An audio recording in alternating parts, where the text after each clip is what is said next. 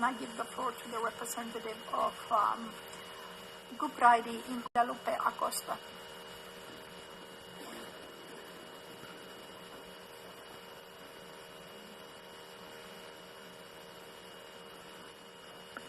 Thank you.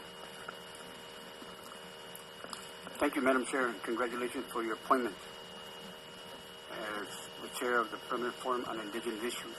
And I greet all the brothers and sisters, the sovereign chiefs, the elders, and the many nations you represent here. My name is Guadalupe Acosta, Senior Advisory Board Member of UNDRIP, and my traditional Mexican name is Mazatzin. My traditional Anishinaabe name is Ogishida Nuyen. I'm an ambassador of the Peace and Unity, a member of the Consejo Federal, Ejecutivo Nacional y Internacional del Frente Mexicano por Derechos Humanos, and also the first coordinator of the International Council of First Nations. In light of the recent Hawaii Supreme Court ruling against the sovereignty of the original nations of Atui and Hawaii, their most sacred mountain, Mauna Kea, has been desecrated again. Their language is in their mountains, as has been expressed here many times already. Their culture and nature are one and the same for First Nations indigenous peoples. Madam Chair, what is affecting all of our First Nations now and must be a part of the agenda and recommendations of this 18th session of the UN Permanent Forum, and whose theme is traditional knowledge, generation, transmission, and protection, and that is the disrespect, desecration, and death of our most sacred sites, sacred elements, and holy materials versus repatriation. UeUeTlatolli, the ancestral word now called CODICES, which after thousands of years was careful and respectful observation and studied by thousands of people across thousands of miles of our Western Hemisphere, came to culminate in what is universally known as the Aztec calendar. And not just there, as it was first obtained from nature and recorded in the ancient painted books of our ancestors that are known today as pre-Hispanic codices. These sacred writings and languages are being held without prior consent in the major capitals of the world, with European names like the Borgia in the Vatican, the Dresden in Germany, the Cospi in London, and the Fejevary Mayer in Paris.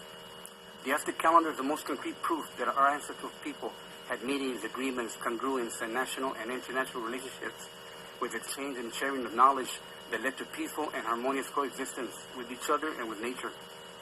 And very dear to my heart is the fact that our most sacred writings and languages and the painted books that referring to the cosmic identity and responsibility that is found in the calendar are kept in museums and private libraries and scattered throughout the earth in violation of the Declaration of the Rights of Indigenous People.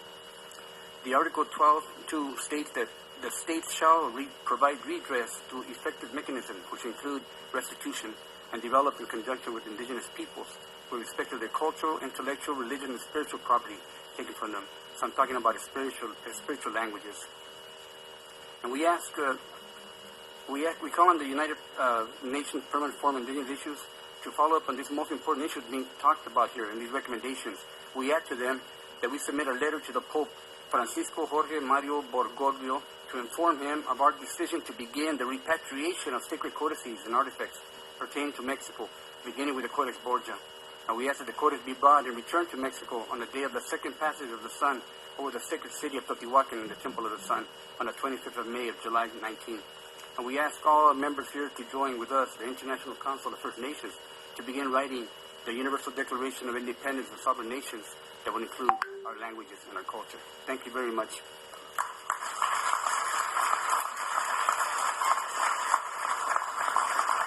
Thank you, sir. I thank the representative of UNDRIP, and now I give